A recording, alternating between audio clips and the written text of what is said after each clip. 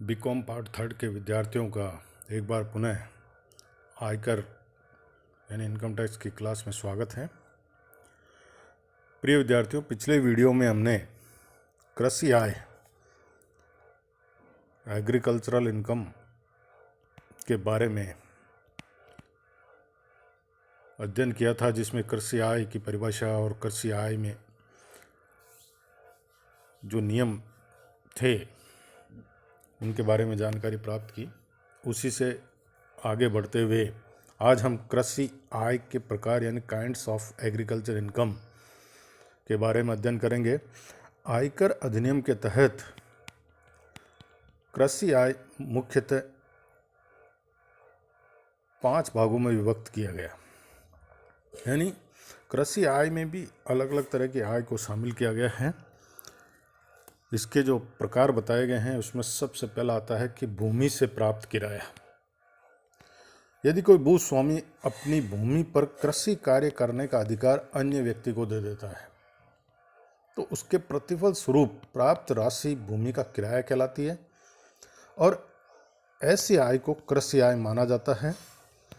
किराया जो है मुद्रा या वस्तु किसी भी रूप में प्राप्त हो सकता है, तो भूमि से प्राप्त किराया कृषि आय में शामिल होता है। दूसरा है भूमि पर कृषि कार्य करने से प्राप्त आय। भूमि पर किसी भी व्यक्ति, भूस्वामी, किराएदार, भूमि गिरवी रखने वाला या अन्य कोई व्यक्ति इसके द्वारा कृषि क्रिया करने के परिणाम स्वरूप जो आय प्राप्त होगी वह कृषि आय कहलाएगी। कृषि क्रिया जैसा अपन ने पहले देख चुके हैं कि प्राथमिक कार्य और सहायक कार्य। कृषि क्रिया में भूमि जोतना, पानी देना, बीज बोना, फसल उगाना आदि क्रियाएं करने से है। कृषि कार्यों से उत्पन्न उप पदार्थों से होने वाली आय भी कृषि आय मानी जाती है, जैसे कृषि कार्य के करने के लिए रखे गए पशुओं से प्राप्त दूध, मक्खन आदि। तो भूमि पर कृषि कार्य करने से प्राप्त आय यानी भूमि मालिक होना जरूरी नहीं है। अगर कोई किराएदार भी अगर कृषि क्रिया करता है और उसके परिणाम स्वरूप उसे आय प्राप्त होगी तो वह कृषि आय कहलाएगी। भूमि से प्राप्त तीसरा जो पॉइंट है कि भूमि से प्राप्त उपज विक्रय को विक्रय योग्य बनाने की क्रिया से होने वाली आय। कुछ उपज इस प्रकार की होती है जिसे विक्रय योग्य बनाने के लिए कुछ क्रियाएं करना आवश्यक होती है। इस प्रकार की क्रियाएं यदि साधारण होती है तो इनसे होने वाली आय को कृषि आय में सम्मिलित किया जाता है। ये क्रियाएं निम्न शर्तें पूरी करने पर ही कर मुक्त है, जिसमें पहली शर्त है कि यह क्रिया पैदावार को विक्रय करने के लिए आवश्यक हो तथा ये क्रिया उस क्षेत्र के कृषकों द्वारा साधारणतः अपनाई जाती हो, जैसे तंबाकू को सुखाना, गन्ने के रस से गुड़ बनाना, जूट के पौधे से रेशे लगाना, अलग करना आदि आते हैं। तो ये क्रियाएं ऐसी है जहां पर यानी पैदावार को विक्रय करने के लिए आवश्यक है। और दूसरा जो नियम है कि इसमें यह क्रिया उस क्षेत्र के कृषकों द्वारा साधारणतः अपनाई जाती है, तो इनसे होने वाले आय को हम कृषि आय में शामिल करेंगे। लेकिन कपास से बिनोले अलग करना या सरसों से तेल निकालना आदि आय कृषि आय में सम्मिलित नहीं है।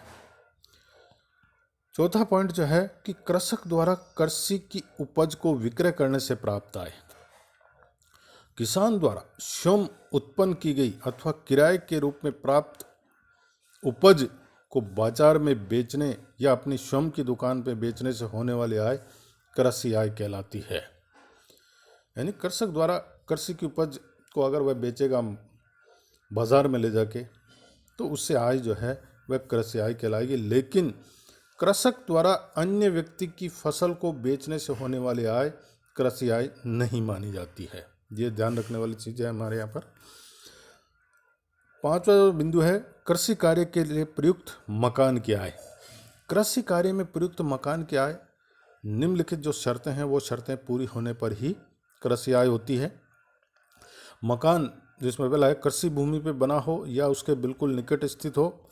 मकान कृषि कृषक या भूमि का लगान प्राप्त करने वाले व्यक्ति के स्वामित्व में हो। मकान का उपयोग कृषक के रहने के लिए या भंडार गृह या बाहरी भवन के रूप में होता हो। मकान जिस भूमि पर स्थित हो उस भूमि पर लगान या स्थानीय कर लगता हो जो कि सरकारी अधिकारियों द्वारा निर्धारित एवं संग्रहित किया जाता हो। यदि उस भूमि पर स्थानीय कर नहीं लगता है तो कृषि भूमि पर मकान का उपयोग कृषक के रहने के लिए भंडार या जो तीसरा पॉइंट है हमारे यहाँ पे उसमें उल्लेखित क्षेत्र में स्थित नहीं होना चाहिए। छठा पॉइंट है अन्य कृषि आय कि उपरोक्त प्रकार की आय के अलावा अन्य जो निम्नलिखित प्रकार की आय है उसको भी कृषि आय माना गया है। मैं जल्दी से ये पॉइंट पढ़ देता हूँ। कृषि कार्य के लिए प्रयुक्त पशुओं के चरने हेतु स्वयं उगी हुई घास अथवा जंगल को किराए पर देने से आय। यदि किसी भूमि को बंधक रखकर किसी व्यक्ति ने ऋण दिया हो तो बंधक रखने वाले व्यक्ति द्वारा कृषि कार्य में प्रयुक्त भूमि का किराया। फल अथवा फूलों की खेती से आय। करदाता द्वारा उगाए गए जंगल अथवा वृक्षों की लकड़ी फल आदि की बिक्री से आय। कृषि कार्य में संलग्न फर्म द्वारा साझेदारों को दिया गया पूंजी पर ब्याज एवं पारस्परिक साझेदारों के लिए कृषि आय माना जाएगा, बशर्ते कि फर्म को ऐसे ब्याज और पारस्परिक की कटौती व्यय के रूप में मिली हो। खड़ी फसल की ओलावृष्टि तथा अन्य किसी कारण से हुई हानि के संबंध में बीमा कंपनी से प्राप्त क्षतिपूर्ति को कृषि आय माना जाएगा। तो ये ऐसे बिंदु थे जो कृषि आय में सम्मिलित थे, 5-6 बिंदु जो आपको बताया मैंने। अब कुछ ऐसे हैं जो लगते हैं कि ये कृषि आय प्रतीत हो सकती है लेकिन वो कृषि आय नहीं होगी, गैर कृषि आय जिसे हम कह सकते हैं, नॉन एग्रीकल्चर इनकम कहेंगे इनको। तो जिसमें सबसे पहला है हाट बाजार के काम आने वाली भूमि से आय। अगर हाट बाजारों के काम में आने वाली भूमि से अगर कोई आय होती है वो कृषि आय नहीं कहलाएगी, गैर कृषि आय नॉन एग्रीकल्चर इनकम होगी। भूमि पर अपने आप उगे पेड़ पौधों व जंगलों से होने वाली आय भी कृषि आय नहीं होगी। मुर्गी पालन व पशुपालन से आय। कृषि कार्यों में प्रयुक्त गोदाम का किराया। खानों में स्वामित्व के फलस्वरूप प्राप्त रॉयल्टी। कृषि फार्म के मैनेजर को प्राप्त पारस्परिक। ईंटों के भट्टों से होने वाली आय। कृषकों को सिंचाई के लिए पानी देने से होने वाली आय। डेयरी फार्म से होने वाली आय। कृषि कार्यों में लगी कंपनी से प्राप्त लाभांश। तालाब के सिंघाड़ों से प्राप्त आय। समुद्र या झील के पानी से नमक निकालने से होने वाली आय। कृषि फार्म में कार्य करने वाले कर्मचारियों का वेतन। कृषक को फसल का अधिक उत्पादन करने पर प्राप्त इनाम और कृषि कार्यों में प्रयुक्त भूमि के संबंध में प्राप्त किराए की बकाया रकम का ब्याज। खड़ी फसल खरीदकर शेष कृषि कार्य करने से हुई आय। ये समस्त आयें जो एग्जाम्पल्स दिए हैं ये समस्त गैर कृषि आय कहलाएगी, नॉन एग्रीकल्चर इनकम कहलाएगी। इनको हम, चूँकि ये ऐसा प्रतीत होता है कि ये आयें कृषि आय जैसी है लेकिन ये आयें कृषि आय नहीं है, क्योंकि इनमें भूमि का उपयोग कृषि कार्यों के लिए नहीं होता है अथवा भूमि से प्रत्यक्ष रूप से नहीं कमाई जाती है। प्रत्यक्ष रूप से प्राथमिक जो कार्य है कृषि कार्य है वो कृषि कार्य नहीं किया जाता है।